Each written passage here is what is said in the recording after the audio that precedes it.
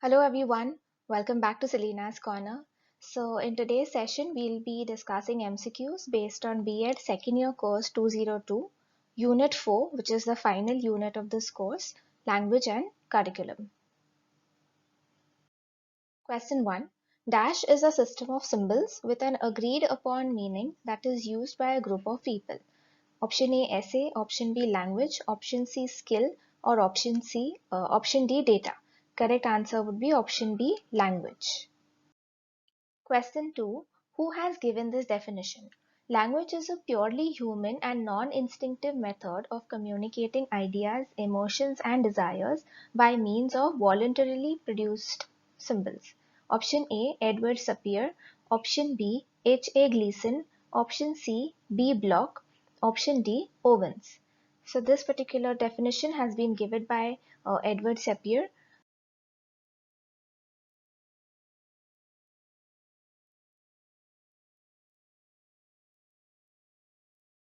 Question 3. What is syntax? Option A. Set of rules or principles that govern the structure of sentences. Option B.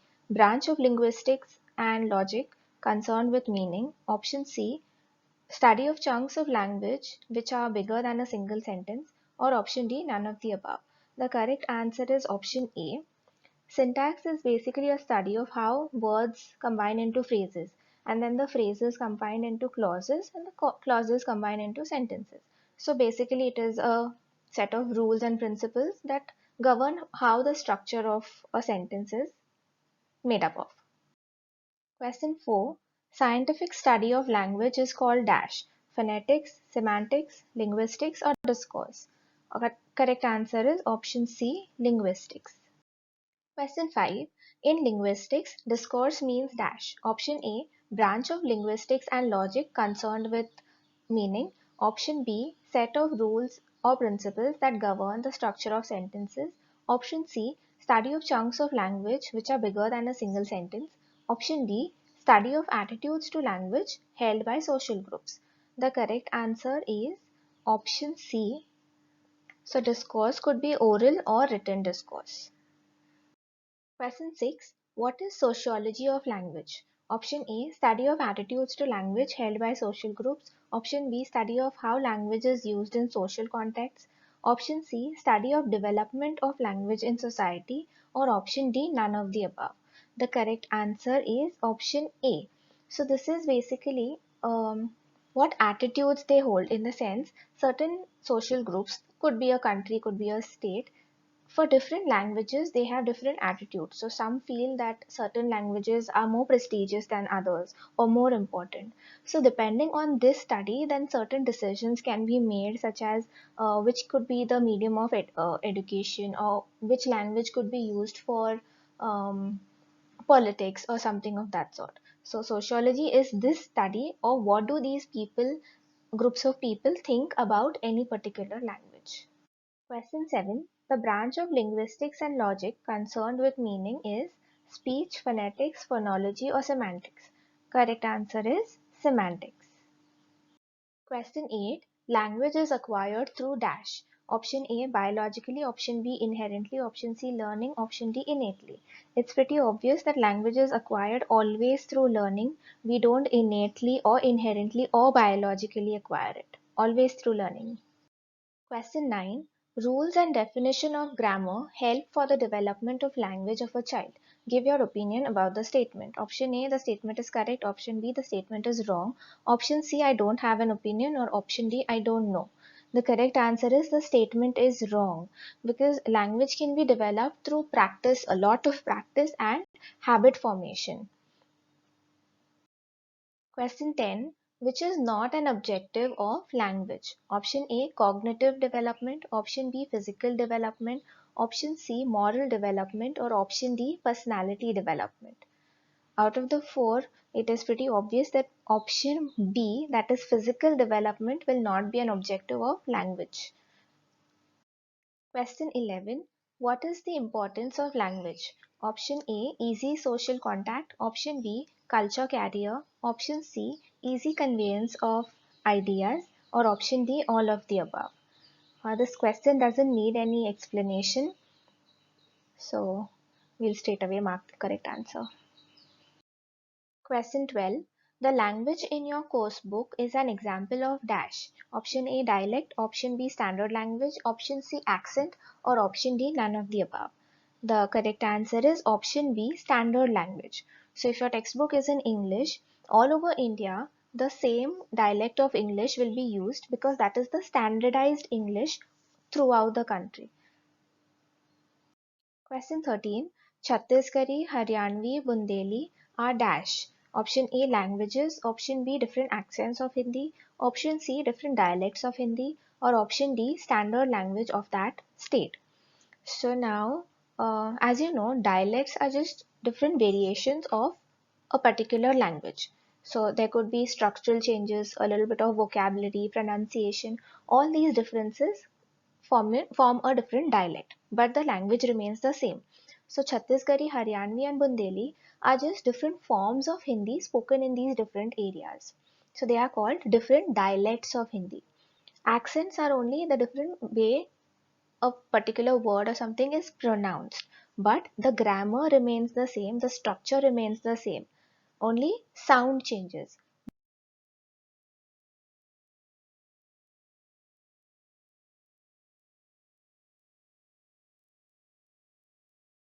Question 14. The distinctive way of pronouncing a language is known as dash. Option A dialect, option B standard language, option D language, or option D accent.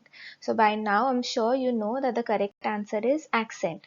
I hope you've understood the difference between accent, dialect and standard language. So now that we know about standard language, let's try to find out which statements are true in case of a standard language. Let's go point wise. Point 1 has huge number of speakers. So yes, because it is the standardized form, it's used in education plus politics and other places. So a large number of people speak the language. Point 2 cannot be used in all fields. No, why not? It can be used everywhere. Point 3 can be used only in formal situations. No, if you use standard language in informal situations, it is accepted. Nobody is going to stop you. Point 4 can represent all dialects under it. Yes, all dialects of that particular language will be represented by this particular standard language. Point 5 can be used in writing. Yes, of course, because basically that's what is learnt in school. So mostly it is used in writing. Point 6 has an expanded area of language. Also, yes. So suppose take standardized English in India, for example. So the entire country writes English in this standardized form. So our correct answer would be option C, 1, 4, 5 and 6. Question 19. Will Marathi be a foreign language to a Cantonese speaker living in Maharashtra? Option A, yes. Option B, no. Option C, maybe. Option D, I don't know. The correct answer is yes, because even though that person is living in Maharashtra and Marathi is not a foreign language in Maharashtra, but to that person who is probably Chinese because he is a Cantonese speaker, it is foreign for him. So yes, it's a foreign language for that speaker. Question 17. Will Marathi be a foreign language to a Chinese man living in China with his Maharashtrian father and Chinese mother? Option A, yes, Marathi is foreign in China. Option B, no, it's his mother tongue. Option D, C, maybe. Option D, I don't know. Now see, this man is Chinese, he's living in China, his mom is also Chinese, but his father is Maharashtrian. So you see, as a child, this man has learned Marathi as well as Chinese. So any of the languages of the Chinese family, could be Cantonese, Mandarin or whatever. So basically, those two languages are his mother tongue.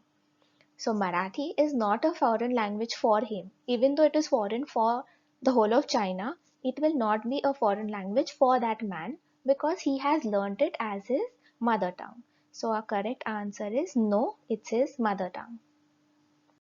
Question 18. What could be the possible barriers of language learning if school language is different from home language? Option A, less exposure to new language. Option B, fear of being ridiculed. Option C, difference in structure. Option D, all of the above. The correct answer would be option D, because let's say school language is English and home language is Marathi. So now less exposure because he gets exposed to English language mostly in the school. At home, he is speaking in Marathi. Point B, fear of being ridiculed. So he gets afraid that if he makes some mistake while talking in English, he will be ridiculed by his peers, made fun of. And hence he tries to avoid talking in English. Thus, there is no practice and he can't learn the language. And C, difference in structure. So if you see Marathi, the formation of Marathi sentences and English sentences, they're quite different. So if you want to say, if in Marathi you say, Darshil amba khat ahe. In English, if you try to literally translate it, it means Darshil a mango eating is. Doesn't make sense in English, right? Because you in English you need to say Darshil is eating a mango. So the structure, the positioning of the subject, object, verb gets changed. And that is why there is so much of confusion when the home language is different from the school language. Question 19. Number of morphemes in the word cats.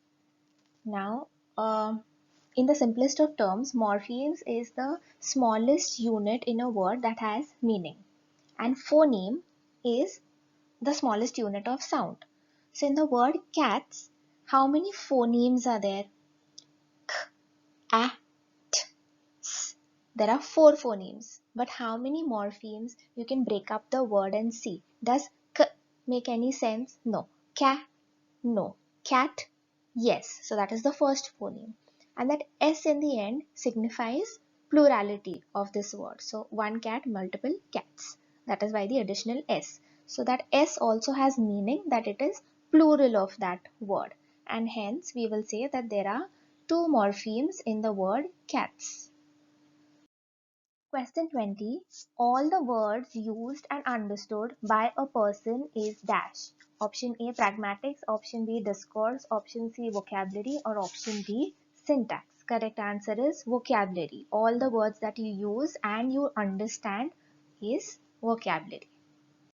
Question 21. Word lists and definitions is the most effective way to teach vocabulary. Opinion about the statement. True, false, perhaps, I don't know. Correct answer is false, because the most effective way to teach vocabulary is making associations, authentic associations. So it could be picture association, action association, or usage association. Only then the person understands the meaning of that particular word and he is able to use it in his uh, normal speech, or at least understand it when somebody else is speaking. Question 22. Words that you recognize and understand when you read or hear but don't use frequently is called dash. Active vocabulary, lapsed vocabulary, expressive vocabulary, or passive vocabulary. Correct answer is option D, passive vocabulary. So you understand it, it's just that you don't use it normally in your speech. So it's there, it's passive. Question 23. As a teacher, what will you not do to reduce the barriers to learning a language other than home language? Option A. Make sure mastery over one item is obtained before moving on. Option B. Punishing the ones who don't learn. Option C. Expose matter through multimedia. Option D. Create a conducive atmosphere for learning. So obviously, if you're going to punish the ones who don't study, they are basically going to stop studying and they wouldn't want to put in any effort because now they're scared. So yes, being firm is one thing, but punishing them for every small thing is completely unacceptable. What is the need for learning a foreign language? Option A makes you better than your peers. Option B gives you a competitive edge in career choices. Option C enhances listening skills and memory. Option D creates a positive attitude and less prejudice. So, the least useful thing over here is makes you better than your peers, because what are you going to do by being better than your peers if you're not going to use it, isn't it? So question 25. According to dash approach, language learning should occur throughout school hours, in the language class as well as other subject classes. Option A, language across subjects. Option B, language across curriculum. Option C, language throughout school. Or option D, none of the above. So the correct answer is option B, language across curriculum, LAC. This approach to learning says that language should be learned not just in the language class, but it should extend to the classes of other subjects as well. Only then it can be developed naturally and in a more organic way. Question 26. Pragmatics is dash. Option A, study of experiences. Option B, study of words. Option C, study of grammar. Or option D, none of the above. The correct answer is none of the above, because pragmatics in simple words is study of contextual meaning, speaker meaning. So I'll give you an example of cricket because it is IPL season. So suppose a batsman hits a six and the commentator says, "Oh my god, what a shot! Icicles were formed on the ball." Now, when he says icicles were formed on the ball, if you take the literal meaning of the statement, it means that little ice crystals were formed on the ball. But that is not what he meant. What he meant was the ball went really, really high, isn't it? Let's take an even easier example. Suppose now I come to your place and I say, "May I have a glass of water?" What is the meaning that you understood?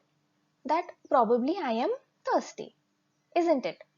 So what I am saying, even though it is grammatically correct and it has its own meaning, but what I intend to say, what I am trying to tell you is a little different from what the words I'm using. So this is understanding the meaning using the context in which it is used.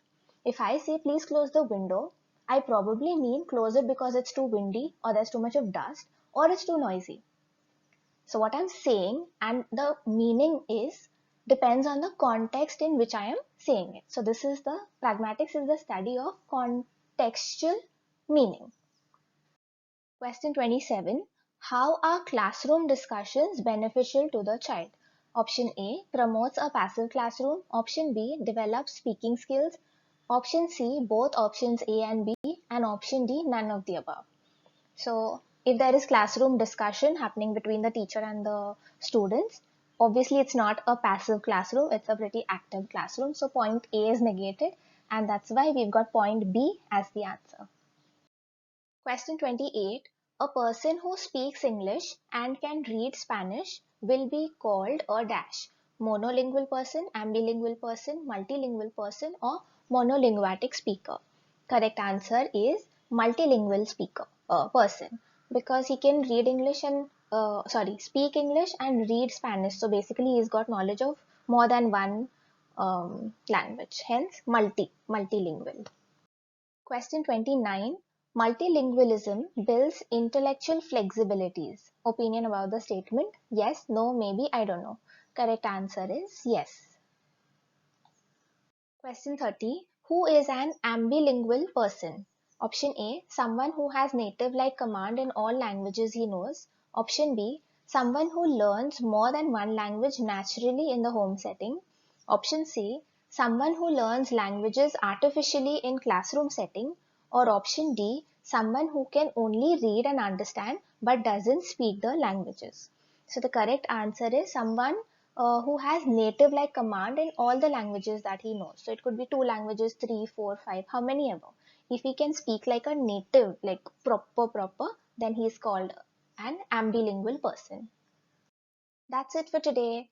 Mock tests will be coming up really soon for course 202. So continue studying, and please do subscribe to my channel if you haven't already. And if you have, then thank you so much. Please tell your friends, share the video as much as you can. Help your friends out by telling them about this channel.